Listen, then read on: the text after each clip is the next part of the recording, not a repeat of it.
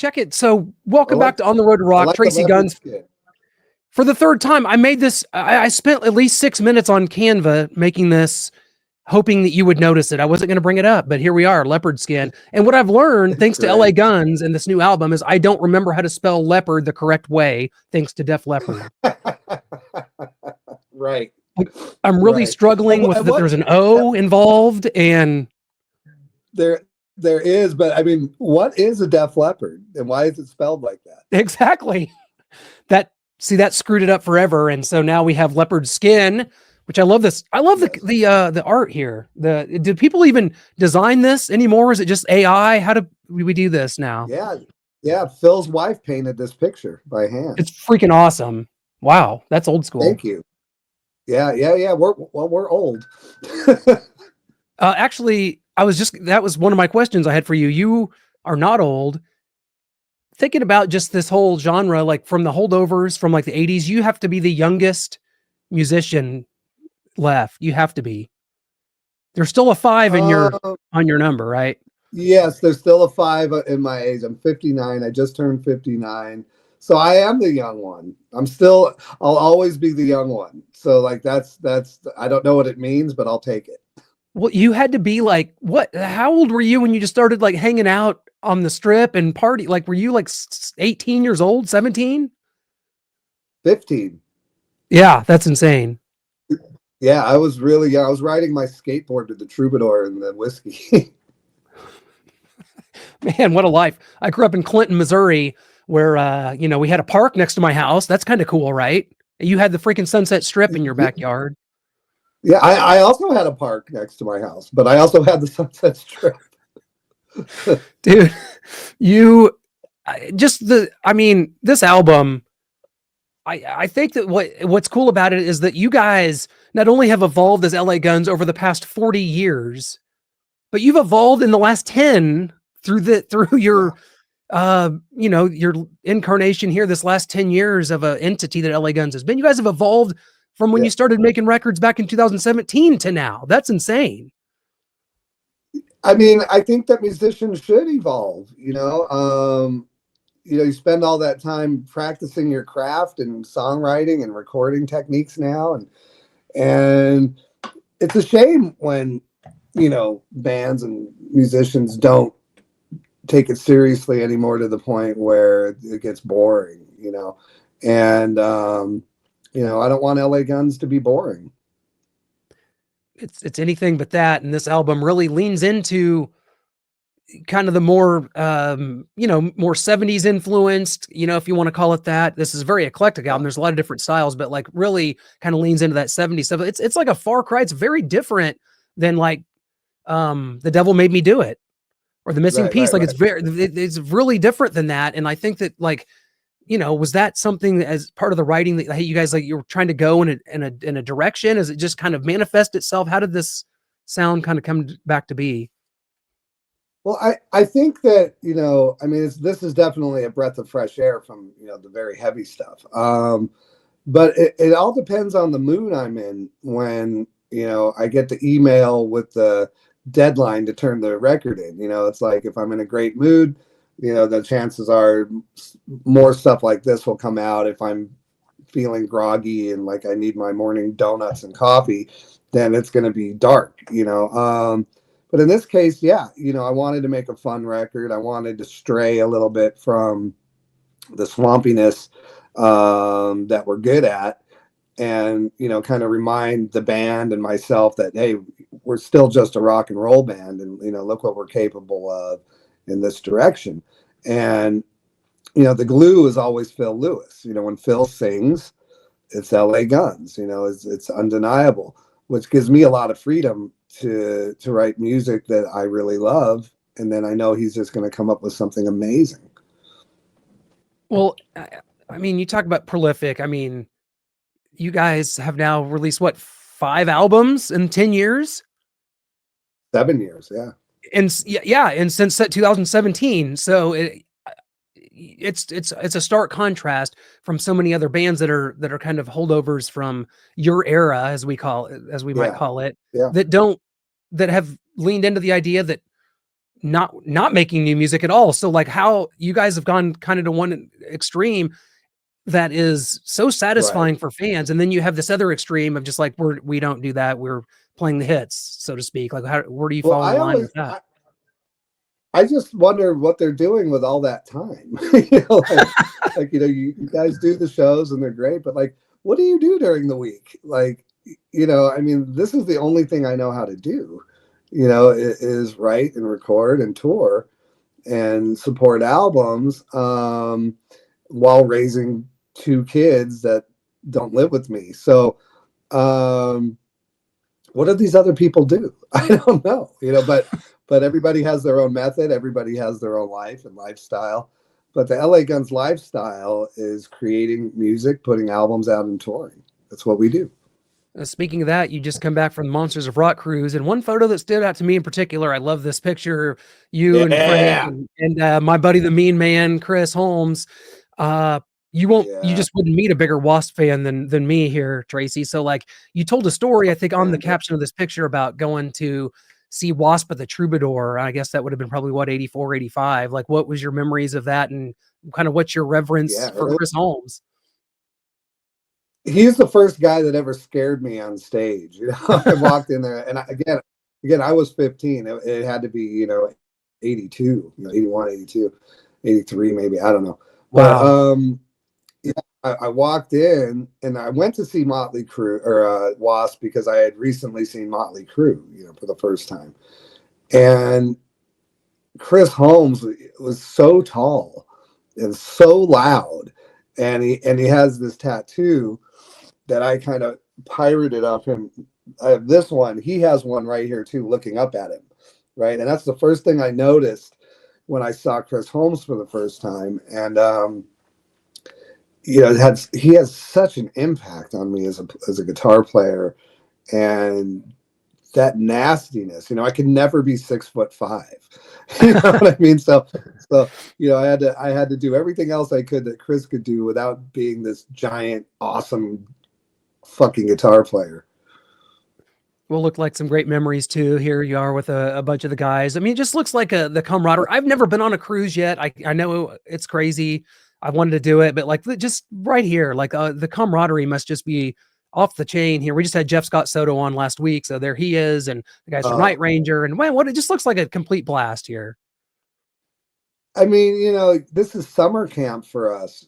We get to hang with all our buddies, and they're all amazing musicians, top of their game still. Especially Jeff and the other Jeff that's in the picture, and Gillis and Carrie Kelly.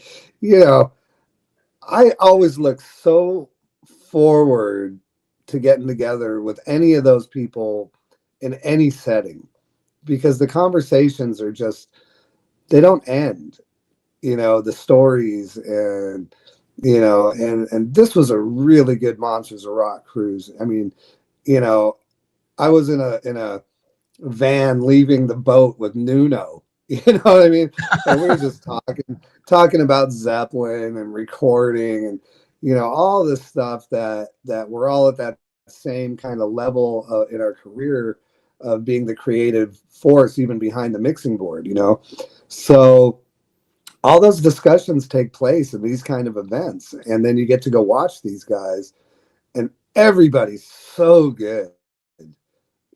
Everybody, they're just at the top of their game, loving it.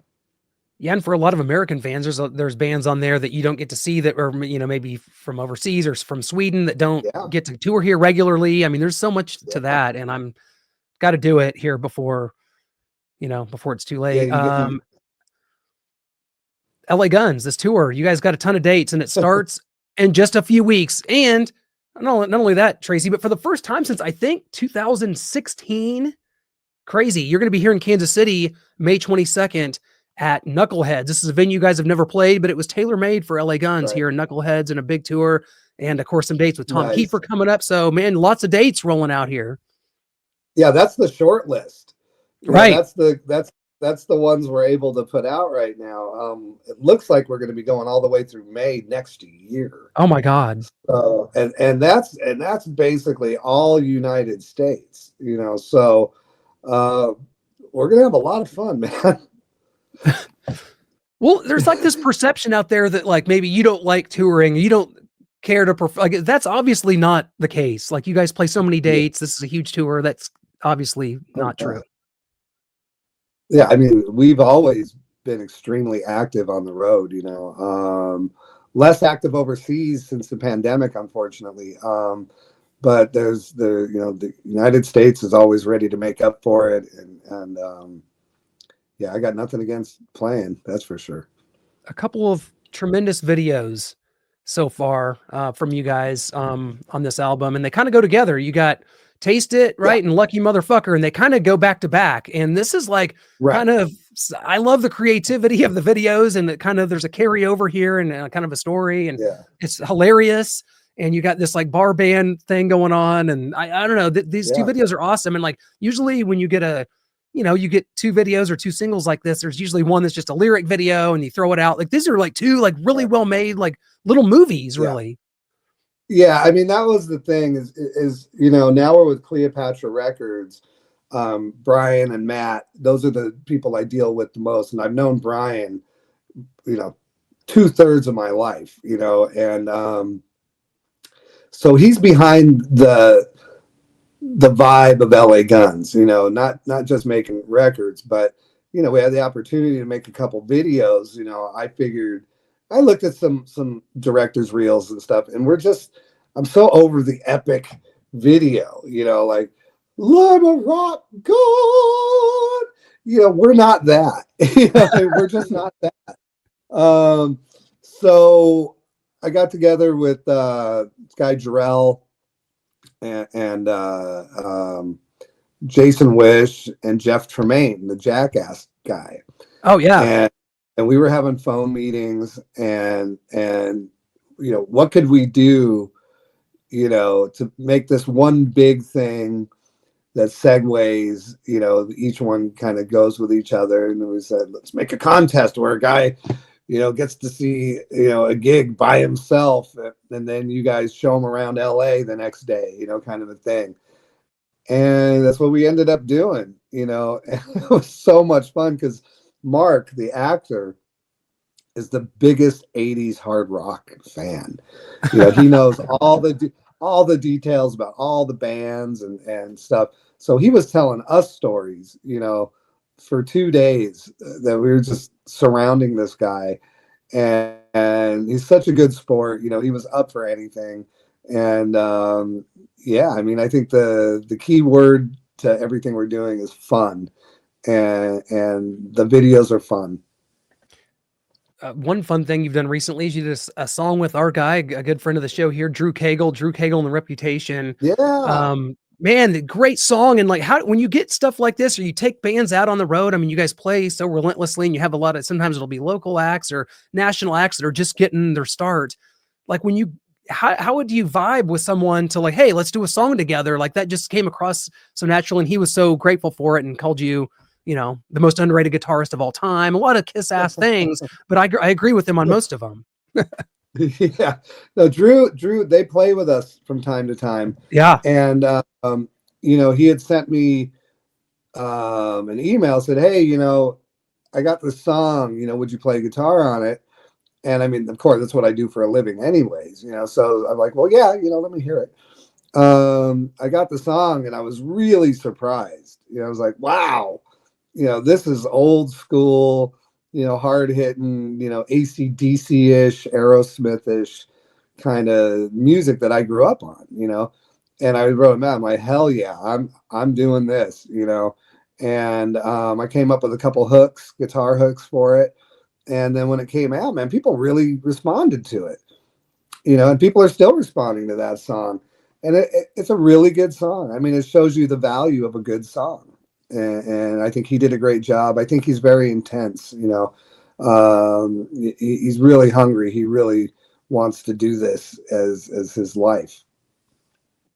It's to be able to give back like that. Obviously he's a huge fan, and that really helps. And Tracii, it's funny. I made this last spring. I just realized this was still in my studio here for Michael Sweet, Oh who was yeah, there supposed to it come is. on to talk Sunbomb. But you know what? We'll just switch over and you'll be the Yellow and Black Attack. We'll talk a little Sunbomb Okay, because I thought sure. Light Up the Sky was awesome, man. And I think so. what is it about you and Michael? Like that seems like a really good chemistry. And the album is so heavy. It just like feeds right into my need for heavy metal injected into my soul, man. Yeah, I mean, when we make those records, they are coming straight off the metal scene in LA from the early 80s, like really this is what was going on. And that's where we find common ground. We love that stuff, early Scorpions, Ozzy, Sabbath. And I mean, there's not a better combination of a guy that preaches Jesus and a guy that preaches, Satanism to do a Oh, record together and find common ground. You know what I mean? yes. And nobody more than us gets the joke. You know what I mean? Like we love doing it. We have great chemistry together. We've got the same sense of humor. And but those songs are serious business, man. Yeah. Those two albums are serious business. I love it, and I'm glad we're able to talk about that because that was a great release. It's crazy; it's been almost a year now, and for you Yeah, guys, you're April 4th coming up here, in just a couple days. So we're on it yeah, for Leopard Skin. I want to go back because when I think about because I'm 41 years old, but I think back to the genesis. Why do I do what I do? Why do I go around and go to shows, and interview people like you? And I really go back to the summer of '99, and you come into play here because that was the Poison Rat LA Guns Great White Tour. And I was only 14. So for me, that's the first time I'm seeing these bands. And like, this is like, to me, it's wow. 1987 all over again. This is amazing. So like, take us back to 1999, that tour, like getting on that bill and just your memories, if you would, of going on tour with Poison. Like to me, like it did really well. I remember it was like a sold out crowd in Kansas City where I saw it at Sandstone. And like, it's just, Yeah, it was an epic tour, really, looking back. it was, and it was for me. It was, we had a very short set. Right. But for me, it was hanging out with all these guys I grew up with, at that point, and knew them, and it was a blur. We did so many shows, had so much fun, so many because that was like a big summer tour Yeah. where, those like the Sandstone and places like that, they have a very kind of rustic vibe, especially backstage. You're in these little huts and all kinds of people running around in their, swimsuits and stuff. So like really good times. And, and of course, after the tour, Poison asked me to join the band, when Cece had quit, so I'm good at making Should have friends done with it. people. I did. I hung out for like 2 weeks and then it didn't work out. But you know, those are the tours, man. Those big ones. That's why we tour with Tom Kiefer so much, because it has that vibe. We play a little bit bigger rooms, and the band and crew were all family. And that's the way to tour. I mean, you travel in a circus. That was so great for me because, like, okay, then the next year I think they tour with Dokken and Slaughter, and it just kept going. And so for me, I got to see all these bands that I loved and revered, and Right. just now got. And I remember someone telling me before that '99 show with you guys and Rat and Poison that's like the old guys. Those are like the old guys. I think you were like Right. 32 that at that point. Let's see. Yeah. I was like 32 or 33. I That's thought I was old. hilarious. I Like thought I was real old. yeah, like Brett Michaels was like 36 years or something. Like they're the old Right. guys that are yeah, like, oh, that's just Yeah. old stuff. And like now I feel Yeah. like nobody talks about age really anymore when it comes to classic bands. And like bands are getting up there. People are losing people are dying. And it's just like, Yeah. oh no, like of course, yeah, like Bon Jovi's out there. Of course, like we love Yeah. Stephen Piercy, we love LA Guns and Yeah. Warrant. Just saw Warrant the other night. Who cares how old anyone is? Because people discover the music different ways. You got kids at shows. I'm sure Yeah. you guys see a lot of kids at shows. Well, I see a lot of people a lot younger than anybody in these bands that look a lot older than these guys in these Right. bands, and that's that's kind of, you keep going, you keep doing what you do, and if you're playing rock and roll music, there's something mystical about it that keeps people a lot younger. I mean, if you look at the guys like McCartney and even Brian Johnson, there's a few they're still out there doing it, in their 80s, and they look great, and they're just doing their thing. Mick Jagger, my God, like he's still prancing around like he's 22 years old. Phil Lewis, man, I watch this guy every night on stage. I'm like, how the fuck does he do that? I'm like, wow. Because we're in kind of unprecedented times, for the music that you grew up with, and for me, that there wasn't bands that played in their 80s. I went and saw the Beach Boys last summer, and like Mike Love's like 83 years old. Yeah, do it. And why not? And who cares? Like, that's the thing. But there was a point where age was such a stigma. Like, you can't be an old guy. Like, oh my God, like the Rolling Stones. Like, it's like the Rolling Stones just toured last summer to stadiums, 70,000 a night. Who cares? So, hey, David Gilmour did it on his own last year, playing stadiums. Him and his guitar and a band filling stadiums. In his early 80s. It's like, yes, yes. Well, good. You still got 20 some years left. You're good. Yeah, I got some summers left. Well, Tracii, it's always a pleasure, man. Before we let you go, I got to ask you, as you guys are kind of getting the set list together and stuff, it's harder and harder the more albums you put out now that you have all these new albums and great songs that people know. But how difficult is it to put a set list together for this upcoming tour? And how many new songs are you trying to fit in? It gets 2 songs harder every album. Right, exactly. It's like, what 2 songs are we going to do? How are we going to make it work within the framework? Because we still play, 1 or 2 songs from the past 5 records as well. And then I call it the standard 8. The 8 songs we absolutely have to play, that we love playing, that we can't let go of. So right now we're talking about which 2 songs we're going to do off this new record, and looking forward to doing them, see how they're going to fit with everything else. And they're slightly different, which is more fun for me anyways. I like playing all kinds of stuff live. So, but it's a good problem to have. It is a great problem to have. Can't wait for it. Tracii, we'll see you here in Kansas City, May 22nd. If you're in the area, it's at Knuckleheads Saloon. You're going to love this venue, Tracii. Can't wait till you see it for the first time, man. And can't wait to see you there, man. Thank you so much for the time. Leopard Skin from LA Guns. It is out on April 4th. Thank you so much, my friend, and best of luck. Talk to you soon. You bet, Tracii. Thanks, man.